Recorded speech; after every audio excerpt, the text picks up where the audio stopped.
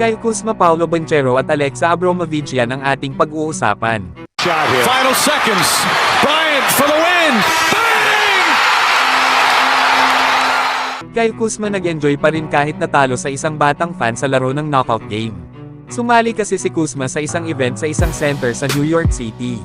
Ito nga ay para sa mga bigating pangalan sa sports. Kaya naman dito ay nakipaglaro si Kuzma sa kanyang mga batang fan ng isang knockout basketball. Pero dahil hindi na-shoot ni Kuzma ang una niyang tira ay dito na siya naunahan ng isang batang fan na ma-shoot ang bola. Dahilan para matalo si Kuzma sa nasabing laro. Hindi naman masyado seryoso si Kyle Kuzma mga idol at binati niya pa ang batang fan. Kaya panigurado na hindi malilimutan ng nasabing fan ang araw na yon. Sa ngayon mga idol ay may 4 na taon pa si Kuzma sa Washington Wizards. Ito ay matapos itong mag-sign ng nasa $90 million sa loob ng 4 na taon. Lalo at last season ay nag-average ito ng 22.6 rebounds at 4 assists per game. Pero kahit nakuha ng Wizards ang number 2 overall pick na si Alex Sarr. Lalo at hindi maganda ang naging Summer League performance nito. Kaya wala rin masyadong aasahan ng Wizards sa kanya sa regular season. Pero mukhang balak pa rin nila na i-trade si Kyle Kuzma next season. Lalo at ito ang pinaka-best trade assets na meron sila. Hindi na rin kasi maganda ang takbo ng kupunan ng Washington Wizards dahil na rin kay Jordan Poole.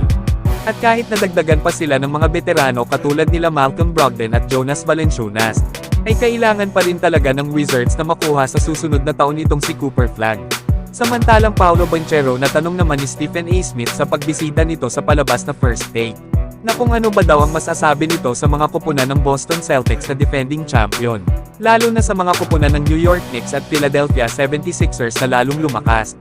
Dito nga ay confident si Paolo Banchero na sinabi na sila daw ay pang number 4 or 3 team sa East. At malaki din daw ang chance na sila ang manalo sa East. Inakala nga daw ng karamihan last year na chumbo lang ang kanilang record na nasa taas sila ng standings. At iniisip pa ng iba na pang play-in team lang sila. Pero natapos daw nila ang season na pang number 5 seed at may chance pa nga daw sana sila na maging number 2 seed. Kaya naman ay mas lumakas na daw sila ngayon kesa last year. Yan nga mga idol ang mga sinabi ni Paolo Banchero para sa prediction niya sa magiging spot ng kanilang kupunan sa East next season.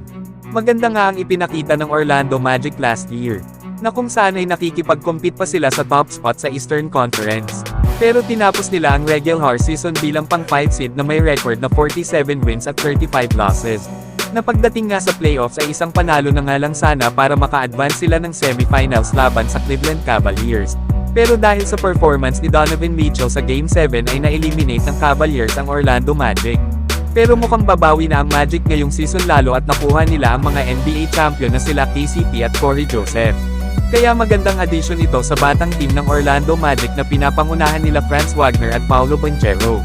Pero kayo mga idol, ano ang prediction nyo sa Orlando Magic next season? Samantalang pinag-aagawan na ng Atlanta Hawks at Los Angeles Clippers ang best defender sa Olympics na si Alexa Abramovich ng Serbia. Ang kagandahan nga dito ay may opt-out clause ang kanyang kontrata sa kupunan niya sa Serbia League. Kaya maaari niya itong i-terminate kaagad para maging free agent at makapag-sign sa gusto niyang kupunan. Sa ngayon ay may edad si Abramovich na 29 years old, isang 6'4" guard. Tinapos nga nito ang 2024 Olympics na may average na 2 rebounds, 3 assists at 1.7 steals per game. Meron nga rin itong shooting na 36%. Isa nga itong matalino na player both ends sa loob ng court, na matutulungan nga nito ang Atlanta Hawks sa backcourt kasama ni Trae Young. Lalo at wala na ang kanilang star player na si DeJounte Murray. Para naman sa Los Angeles Clippers, ay tamang-tama lang si Alexa Abramovich na pamalit kana Russell Westbrook at Paul George. Na maganda nga itong makasama nila James Harden at Kawhi Leonard next season.